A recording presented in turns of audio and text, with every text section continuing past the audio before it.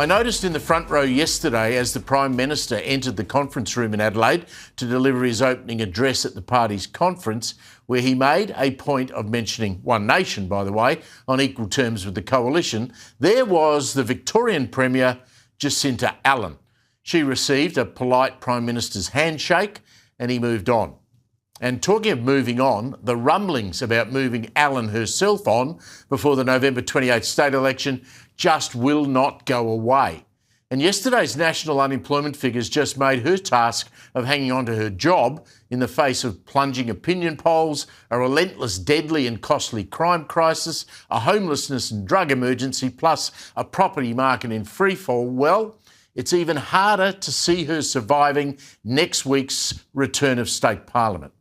Now, Victoria now has the nation's highest unemployment figure at 5.1%, compared with a similar-sized state like New South Wales, which sits at 4%. I'd like you to have a look at this graph from our contributor Warren Hogan, provided to me by Sky News business editor Ross Greenwood. Now, Victoria is the red line. The blue line is Australia's unemployment number. Now, if you take Victoria out of those numbers, as Hogan points out, Victoria's got 205,000 people unemployed out of 686,800 nationwide. In other words, a third of all unemployed people in Australia, well, they live in Victoria. G'day legends! Right now in Spring Street there's a Premier who's about as popular as a parking inspector on payday, and this week Parliament is finally back to answer for it. Quick favour before we dive in, if you're loving this breakdown, let me see you hit that subscribe button right now. Over 90% of viewers haven't yet. It's free, takes a second and means the world to us. Thanks if you did. Now let's get back to it. And when you consider the size of the state public service, it gives you a pretty grim picture of how the state is travelling job-wise. Now, the Australian newspaper's state political reporter Anthony Galloway reported yesterday that new cracks are emerging in support for Jacinta Allan staying in her job until the election.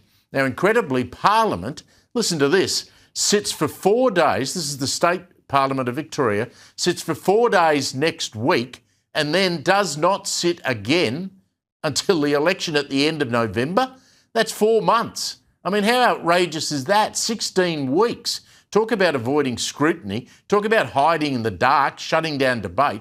Well, I understand the opposition will move a no-confidence motion in the government next Tuesday, but it feels like the people of Victoria are being completely gaslit. Now, many people suggest they would rather see Jacinta Allan go to the election and go to the electorate, be thrashed, booted out of her own seat. But when I look at Labor governments in the other states, like Peter Malinauskas in South Australia or Chris Minns in New South Wales, I'd much rather Victorian Labor boot out the hard-left socialist activist in Allan and install a moderate leader. I mean, Allan and her hard-left cabinet can do a lot of damage between now and the end of November. You just watch if she stays. Galloway reported there are talks of a cross-factional delegation fronting the Premier and asking her to step aside. Now, that could happen as early as Monday or Tuesday next week, and I suspect she'll have to be dragged kicking and screaming out of the job. Her most likely replacement is the Deputy Premier, Ben Carroll, who embarrassingly a few weeks back during a media conference pledged his loyalty to his Premier. I've got a young daughter at home, and I couldn't be more proud to make sure she grows up knowing that I supported Jacinta Allan to be a world-class Premier and get re-elected in her own right. Are you going to ask her to step aside? No. Can you look her in the eye and say that? I can look you in the eye and say that, Premier. What a fool. I mean, what a fool. What the hell was he thinking? And I'm reliably informed that backroom number crunchers counting the numbers on behalf of Carroll were horrified at that. All the while, Victorians are living through an economic and criminal dumpster fire, basic services have collapsed, and thousands of teachers from public schools marched through central Melbourne again yesterday, reminding me of the dying days of the Kerner Labor government when a tram driver's strike spelt the end for the only other woman to have served as Victorian Premier. And while Jacinta Allan hangs in the breeze, the man who installed her and created many of these failed projects, cruelling the state, Daniel Andrews, well, where was he this week? Well, reportedly attending a dinner at a multi-million-dollar harbourside mansion in Sydney, where it's been reported the Prime Minister was promised a six-figure political donation. Well, look, I mean, we'll see what happens next week, but it would not surprise me if Premier Allan is shown the door, with some sources tonight suggesting the end could come as soon as Monday or Tuesday. Now, this would require Allan to quit, to voluntarily step down. If not, she could last until maybe the end of next week. Jacinta Allan has just watched Victoria's unemployment rate climb to 5.1%, the worst of any state in the country. Compare that to New South Wales sitting pretty at 4% flat, and you start to see the picture. It's like turning up to a job interview in thongs while everyone else rocked up in a suit. Victoria isn't just lagging behind, it's the one everyone else points at. And here's where it gets spicy. State Parliament has crawled back from a 6-week break, and the opposition isn't wasting a second. Liberal leader Jess Wilson is moving a no-confidence motion, pointing the finger at record crime, ballooning debt, blown-out project costs, and that Commonwealth Games debacle that still stings. Think of it as the opposition turning up to the footy with a scoreboard nobody asked for and refusing to put it away. Now, will the motion actually knock her off her perch? Almost certainly not. Labor's got the numbers in the lower house, plain and simple. But numbers on paper don't fix numbers in the headlines, and that's the real story here.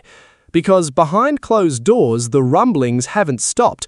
Whispers of a leadership switch to Deputy Premier Ben Carroll have been doing the rounds for months, and even though that push reportedly fizzled out before it could land a blow, Carroll didn't exactly help himself. His recent comments came across less like loyalty and more like a leadership pitch dressed up in a company polo shirt. Picture the deputy captain telling everyone he's totally happy being deputy captain while quietly measuring up the captain's blazer. Here's the kicker though. Victorian Labor hasn't swapped leaders this close to an election since 1999, and every time watchers reach for a historical parallel, someone brings up Joan Kirner in 92 or John Brumby in 07, two elections where a fourth term simply never came. That's the shadow hanging over Allan heading toward the November 28th poll. And where's the man who put her in the top job? Daniel Andrews. Conspicuously quiet, popping up at flashy dinners instead of the trenches, while the government he built keeps copping blowtorch treatment on cost of living, crime and confidence. So here's the real question, Victoria. Is this a premier bunkering down for the fight of her political life, or a government simply running out the clock before November delivers the verdict? Either way, the next few sitting weeks will tell us plenty. Thanks so much for watching, and I'll catch you in the next one. And please don't forget to leave your thoughts in the comments below.